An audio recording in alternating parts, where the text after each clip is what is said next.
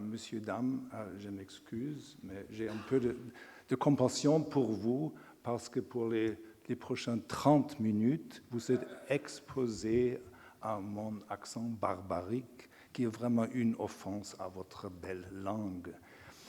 Alors, dans la discussion, je me permets de parler en anglais parce que mon français est trop pauvre pour répondre adéquatement à la complexité de votre question. Alors, je parlerai sur le thème « l'autoconstitutionnalisation des entreprises transnationales », sur les rapports entre les codes de conduite privés et publics des entreprises. Au cours des dernières années, les entreprises transnationales ont été impliquées dans plusieurs scandales qui ont choqué le monde entier.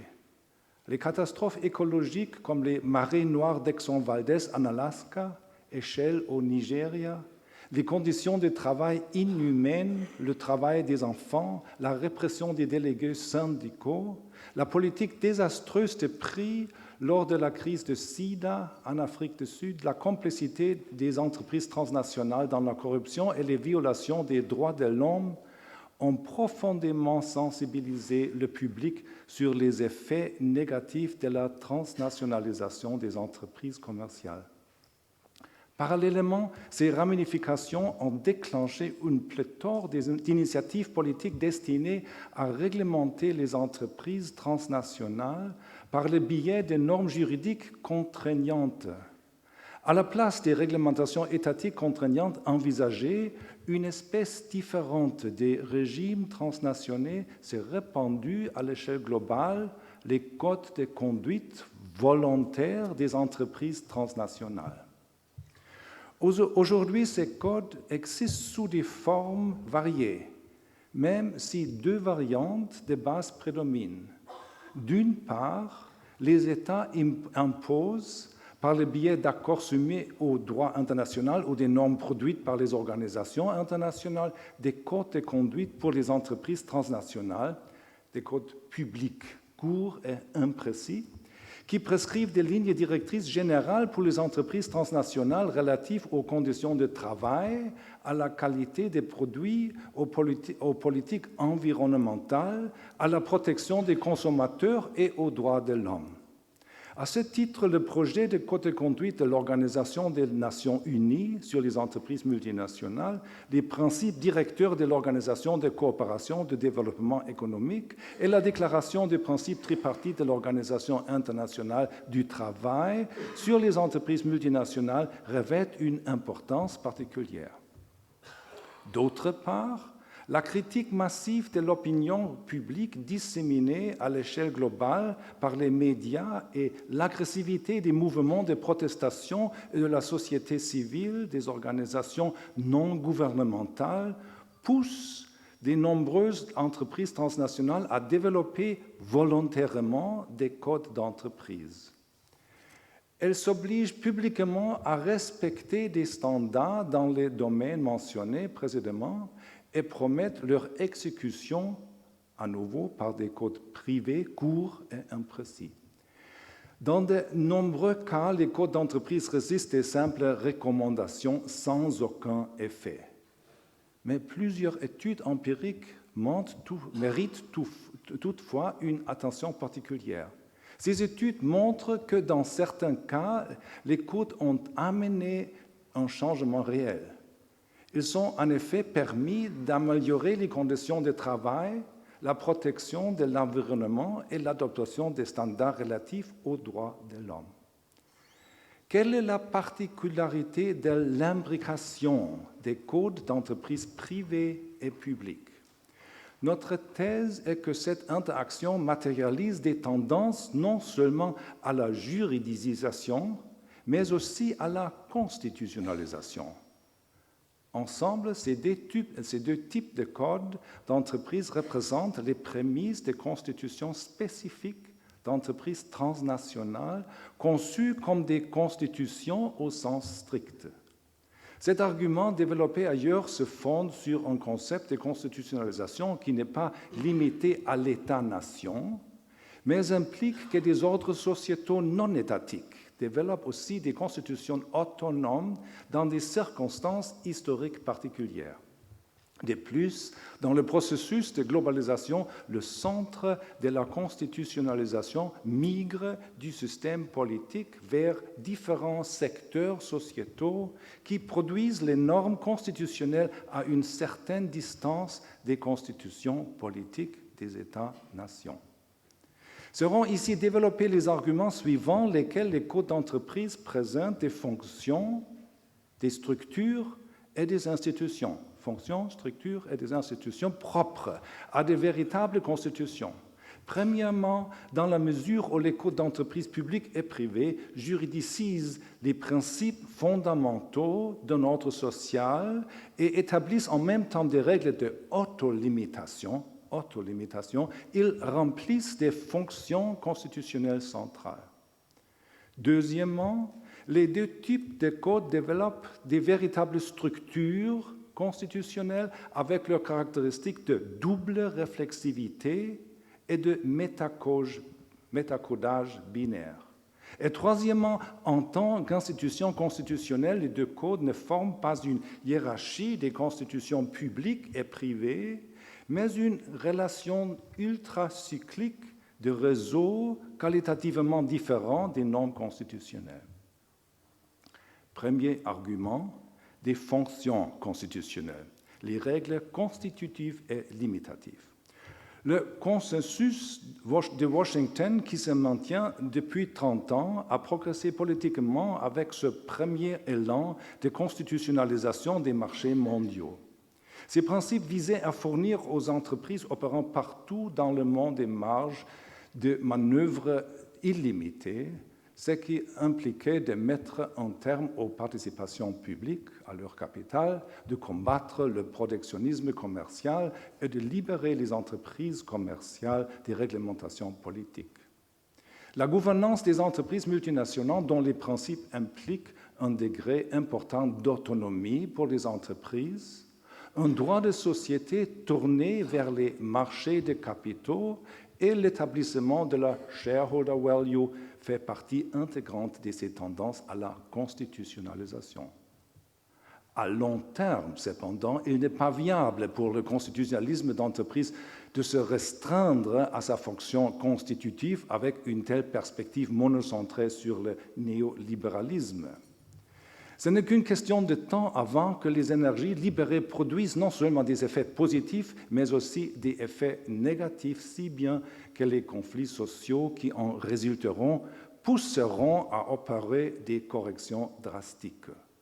La disparition politiquement imposée des régimes nationaux de production provoque des dynamiques destructives dans lesquelles la maximisation fonctionnelle d'un secteur entre en collision avec d'autres dynamiques sociétales. Aujourd'hui, il est impératif de réajuster la politique constitutionnelle. Dans un second courant de constitutionnalisation, la fonction limitative plutôt que constitutive des normes constitutionnelles est recherchée. Les codes d'entreprise prennent part à ce second courant lorsqu'ils restreignent les activités des entreprises au nom de la responsabilité publique. Ils tentent à la fois de surmonter la primauté de la shareholder value en favorisant les autres parties prenantes et de mettre en place une autolimitation du principe de profit dans les domaines du travail, de la qualité des produits, de l'environnement et des droits de l'homme. Deuxième argument, des structures constitutionnelles, la double réflexivité et le métacodage binaire. Les codes n'établiraient pas une constitution d'entreprise s'ils introduisaient uniquement des règles primaires gouvernant les activités des entreprises. Le seul critique est atteint lorsque les codes présentent des règles secondaires concernant l'identification, l'interprétation, l'amendement et les compétences relatives à la promulgation et à la délégation des règles primaires. C'est seulement le double caractère propre au code d'entreprise, désigné ici par la double réflexivité des normes juridiques et des structures sociales, qui transforme les normes secondaires en normes constitutionnelles. Si le droit joue un rôle de soutien dans l'autoconstitution d'un ordre social, au-delà de la fonction de contrôle des conduites, de résolution des litiges, de réglementation et d'encadrement, il s'agit de droit constitutionnel. Une constitution d'entreprise au sens strict émerge seulement si un couplage structurel bien particulier voit le jour entre l'organisation de l'entreprise et le droit. Coupler les règles primaires à des décisions organisationnelles n'est pas suffisant. Seul le couplage des deux processus réflexifs est déterminant. Les constitutions transnationales d'entreprises associent les processus réflexifs de l'organisation économique, ce que fait notre collègue, au processus juridique réflexif que fait cette collègue-là. En d'autres termes, elles associent les principes fondamentaux de l'organisation aux règles juridiques secondaires. Une constitutionnalisation autonome, non étatique, apolitique, et donc véritablement sociétale, s'opère par les codes d'entreprise transnationales puisqu'ils juridicisent des processus sociaux réflexifs concernant le rapport de l'entreprise à ses environnements et les associent à leurs processus juridiques partiellement réflexifs.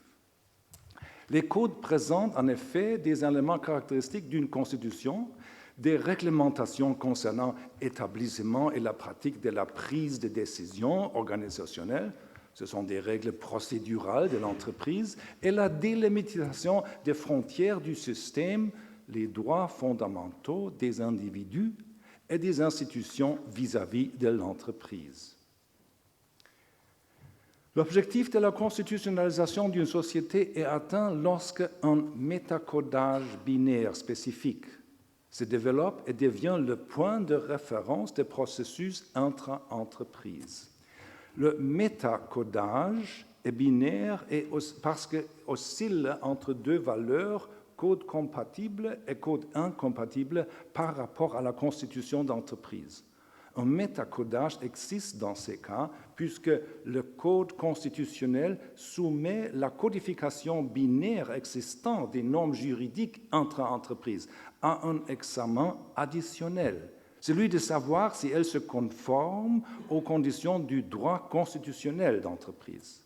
La hiérarchie entre le droit ordinaire et le droit constitutionnel apparaît, ce qui est propre à toutes les constitutions politiques, étatiques, les constitutions sociétales ou encore les constitutions des organisations formelles. Le code juridique, légal et illégal, est subordonné au code constitutionnel, inconstitutionnel. Le métacodage constitutionnel comporte toutefois un aspect particulier. Il est hiérarchiquement supérieur non seulement au code juridique, mais aussi au code économique. Il remet ainsi en question toutes les opérations des entreprises soumises au code binaire économique, qu'elles respectent ou non les principes de la responsabilité publique de l'entreprise. Le métacodage constitutionnel est donc hybride. Il sert d'unité fictionnelle pour deux contrôles constitutionnels distincts au sein de l'entreprise. D'une part, il est placé hiérarchiquement au-dessus du code juridique et d'autre part, il se trouve au-dessus du code binaire économique. Il revêt ainsi une signification différente selon qu'il contrôle le code économique ou le code juridique. Dans un contexte économique, il reflète la responsabilité sociale de l'entreprise et cherche à identifier des stratégies pour des activités économiques respectueuses de l'environnement. Dans le contexte du droit des sociétés, il introduit une distinction entre le droit ordinaire et le droit constitutionnel en contrôlant la conformité des actes juridiques simples aux valeurs et principes établis par la Constitution d'entreprise. Troisième argument, des institutions constitutionnelles, les codes privés et codes publics dans un ultracycle. Même si, de cette manière, des fonctions et des structures constitutionnelles peuvent être identifiées, il demeure difficile de cerner la particularité institutionnelle des codes d'entreprise, codes privés et codes publics, avec davantage de précision théorique. en comparaison avec la hiérarchie traditionnelle entre les normes du droit étatique, au droit public, et du droit privé, on peut détecter des changements significatifs dans les codes transnationaux qui ne correspondent pas aux catégories habituelles.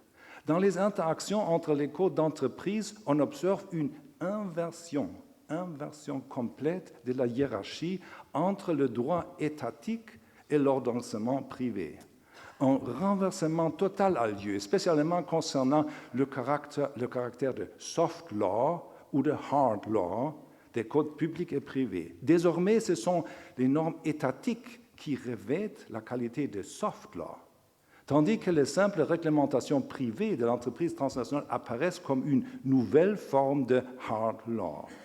Les normes de droit international public, telles que celles qui ont été énoncées par les Nations unies dans le Code de conduite des entreprises transnationales, ne sont pas comparables aux normes contraignantes relatives aux constitutions d'entreprise énoncées par les parlements et les cours constitutionnels des États-nations. La version finale contient des simples règles de soft law, des recommandations non contraignantes qui ne peuvent être juridiquement sanctionnées. Par ailleurs, les codes internes privés à l'entreprise ne sont pas de simples réglementations privées non étatiques, mais constituent en réalité la loi régissant leur champ d'application, revêtue d'une grande force contraignante et de sanctions effectives. Les codes internes aux entreprises sont directement contraignants pour les personnes concernées et elles sont assorties de sanctions effectives qui sont appliquées par les organes de conformité récemment créés. Le droit d'organisation interne de l'entreprise se détache ainsi du droit étatique.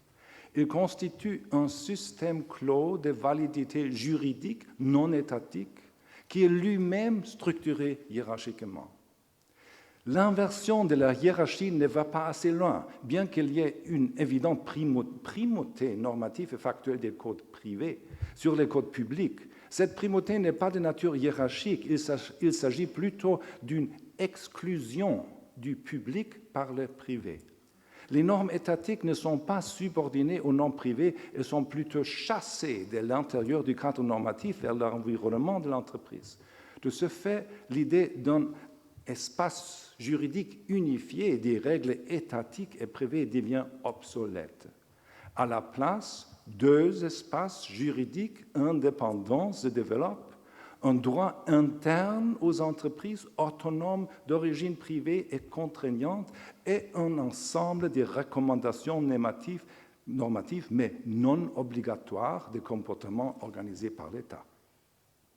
Bien qu'il semble évident que ces deux ensembles normatifs constituent deux espaces juridiques mutuellement clos, il n'est pas facile de déterminer ce qui constitue leur clôture.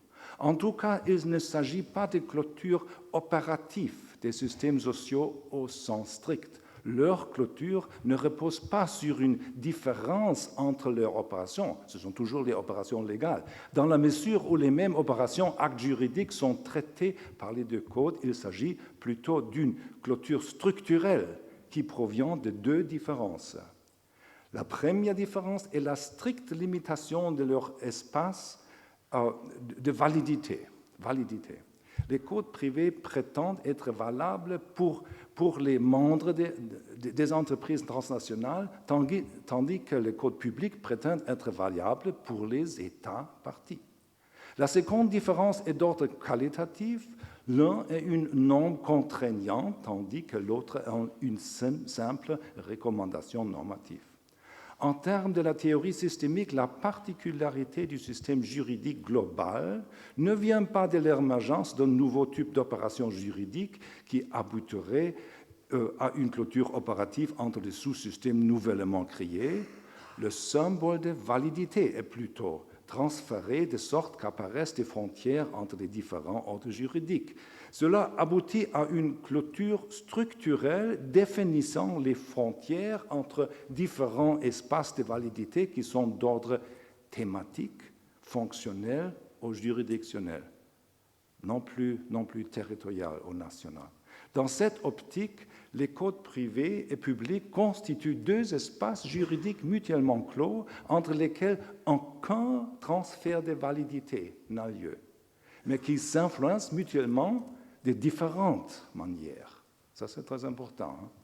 Comment les frontières entre les codes privés et publics sont-elles définies? Il serait inexact de les considérer comme des frontières entre organisations formelles, les entreprises transnationales d'un côté et les organisations internationales de l'autre.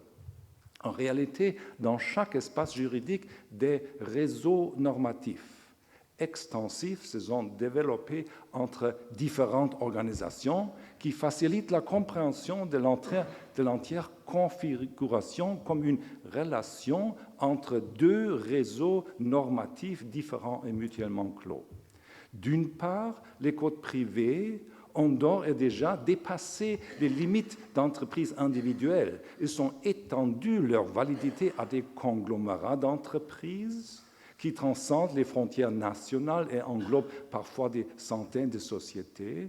Sous la pression du public et d'organisations de la société civile, leur visée s'est même étendue au-delà des groupes de sociétés. Par des régulations contractuelles, les groupes puissants sont capables de lier leurs fournisseurs et leur chaîne de distribution à leur code d'entreprise et utilisent la technique contractuelle pour établir un contrôle effectif et un système de sanctions. De l'autre côté, des interactions entre les codes d'origine étatique peuvent être observées, des connexions diverses entre les codes d'entreprise de l'OIT, de l'OECD, de l'ONU et de l'Union européenne sont apparues. Dès lors, on tente souvent de concevoir la relation elle-même comme un large réseau unique, voire comme un réseau des réseaux, comme un méta-réseau entre l'État et les acteurs privés. La relation peut être comprise plus précisément à travers la différence entre hypercycle et ultracycle. Un hypercycle apparaît lorsque des opérations communicatives à l'intérieur d'un réseau clos forment des cycles qui sont reliés de manière circulaire. Par opposition, un ultracycle apparaît lorsqu'un cycle de perturbations réciproques, comme dans les relations d'amour, par exemple. Alors, perturbations réciproques se développent entre réseaux clos. Au sein des codes d'entreprise privées, les relations sont de nature hypercyclique. Entre les opérations juridiques cycliques qui connectent les différentes organisations formelles, par exemple les entreprises transnationales, leurs fournisseurs, leurs distributeurs, des connexions directes et interorganisations se développent. Les symboles de validité de l'ordonnancement privé sont directement transférés par le biais des contrats et des lois interorganisationnelles. À l'intérieur de ce réseau d'opérations juridiques privées, les normes privées ont un effet contraignant direct sur les participants et en cas de non-respect, des sanctions peuvent être prononcées. Ainsi, un champ fermé des réglementations privées apparaît au travers du lien hypercyclique des entreprises transnationales et des autres entreprises commerciales. D'une manière complètement différente, ces codes privés, reliés les uns aux autres, sont connectés aux codes publics. Pour cette forme de connexion, le modèle d'ultracycle et non celui de l'hypercycle est approprié, bien que les codes publics définissent certaines obligations politiquement souhaitables et établissent la frontière entre les activités autorisées et les activités interdites. Ils constituent uniquement des recommandations informelles et des simples appels à une certaine conduite. Il s'agit des lois valides, mais sous une forme paradoxale, ce sont des lois en vigueur, mais dépourvues de sanctions juridiques. Cela signifie que les codes privés qui se présentent comme des cercles de validité fermés sur eux-mêmes, autoréférentiels, ne sont pas complètement indépendants des codes publics exigeant de leur validité, mais aussi que les codes publics ne peuvent être normativement connectés aux standardisations privées. De l'extérieur, ils peuvent enjoindre, suggérer, motiver, exhorter ou bien énoncer des obligations, mais ils ne peuvent commander ou suspendre la validité des codes privés. Il s'agit de simples irritations perturbations extérieures pour les cycles internes de validité des codes privés. Lorsque, dans certaines circonstances, se développent des relations entre les codes, un ultracycle apparaît, un cycle de perturbations entre les codes privés et publics. On ne devrait pas rejeter les ultracycles comme des simples mises en scène politiques ou de la poudre aux yeux, complètement incapables d'influer sur les codes internes de l'entreprise. Ce qui compte sont les pressions d'apprentissage. Les pressions d'apprentissage, c'est-à-dire des changements internes induits par les contraintes externes. Les deux éléments doivent être présents pour permettre aux codes privés et publics d'agir en combinaison. Un changement interne des structures cognitives et normatives est une pression externe en ce sens.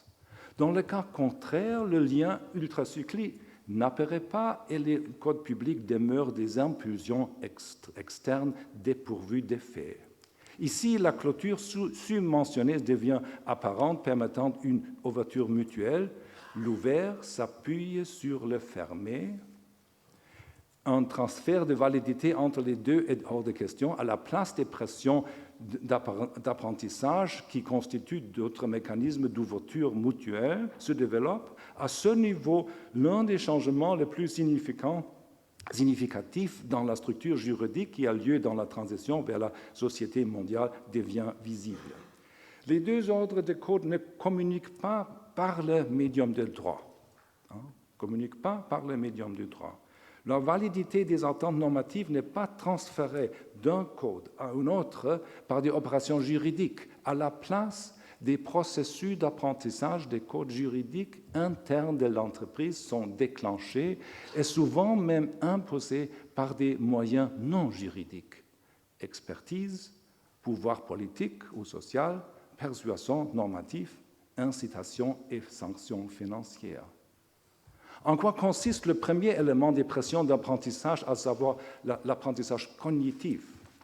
Les codes publics fournissent uniquement des modèles, des standards de comportement, des principes de bonnes pratiques et des recommandations pour les codes privés. L'ultracycle ne met pas fin à leur autonomie, il utilise plutôt leur autonomie pour produire des nouvelles normes, qui sont des normes de hard law dans les codes internes de l'entreprise et de soft law dans les codes étatiques. En quoi consiste le second élément, à savoir la pression? Dans le processus d'apprentissage, les sanctions juridiques formelles ne jouent pas un rôle très décisif. Les mécanismes extra-juridiques sont davantage responsables du fait que les entreprises envisagent les codes publics comme des incitations à apprendre et développent leurs propres codes pour leur situation particulière. Ces mécanismes extra-juridiques ne sont en aucun cas inférieurs aux sanctions juridiques. Tout d'abord, ce sont les processus de pouvoir interorganisationnel, pression unilatérale et contrepartie politique qui forcent les entreprises commerciales à développer des codes. Il faut insister sur le fait que cette pression extérieure est une condition indispensable pour que les codes d'entreprise aient un effet quelconque. Selon les pratiques courantes, les États-nations et les organisations étatiques internationales ont généré les ressources de pouvoir nécessaires, mais seulement jusqu'à un certain point. Le pouvoir de pression des mouvements protestataires, des organisations non gouvernementales, des syndicats, des organisations non lucratives et de l'opinion publique s'est révélé crucial. Les sanctions économiques font souvent pencher la balance, la sensibilité des consommateurs, du comportement d'achat desquels les entreprises dépendent, et celle de certains groupes d'investisseurs qui exercent une pression économique sur les entreprises commerciales est décisive. Il reste à voir si les États vont jouer un rôle de premier plan en exerçant de fortes pressions externes sur les entreprises après la crise financière. Dans ce contexte, les dernières nouvelles tendent à nourrir un certain scepticisme. Derrière la métaphore des codes volontaires réside donc tout sauf de la volonté. Les entreprises transnationales ne promulguent leurs codes ni sur la base de leur compréhension d'un bien commun, ni en raison d'une motivation d'éthique d'entreprise. Elles se soumettent simplement volontairement lorsque des pressions d'apprentissage massives sont exercées à leur encontre de l'extérieur. Le processus d'apprentissage n'intervient pas au sein du système juridique, de code à code, en transférant la validité des règles, mais par un long et sinueux détour à travers d'autres systèmes sociaux et d'autres moyens de communication. Il n'est pas suffisant de décrire ce phénomène comme si les sanctions juridiques étaient simplement remplacées par des sanctions sociales. Cela masquerait les effets déterminants de ce circuit de pression d'apprentissage. Dans le processus décrit précédemment des traductions ultracycliques, les frontières des systèmes sont en effet dépassées. Un cycle de perturbation apparaît entre les actes juridiques, les pressions de pouvoir politique et social, les opérations cognitives des communautés épistémiques, la persuasion normative et les sanctions économiques qui reviennent ensuite aux actes juridiques dans l'autre code. Le contenu originel des recommandations publiques est significativement modifié quand ces dernières subissent un processus compliqué de traduction dans des différents univers de sens.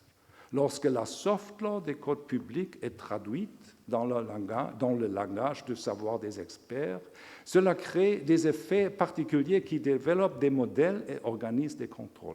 Différentes issues sont possibles lorsque la soft law est traduite dans le pouvoir interorganisationnel des négociations politiques entre les organisations internationales, les organisations non gouvernementales, les entreprises transnationales et au-delà, différentes issues sont encore possibles lorsqu'elles sont reconstruites par les mécanismes de réputation du public ou des irritations financières et des sanctions.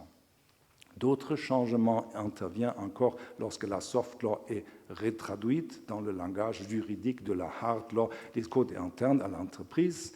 Ces connexions plutôt indirectes entre les codes soulignent que l'autoconstitutionnalisation des entreprises ne provient ni des mécanismes intrinsiques de volonté, ni des mécanismes de sanction par le droit étatique, mais d'un processus de traduction circulaire dans lequel interviennent différentes pressions d'apprentissage. Merci pour votre attention.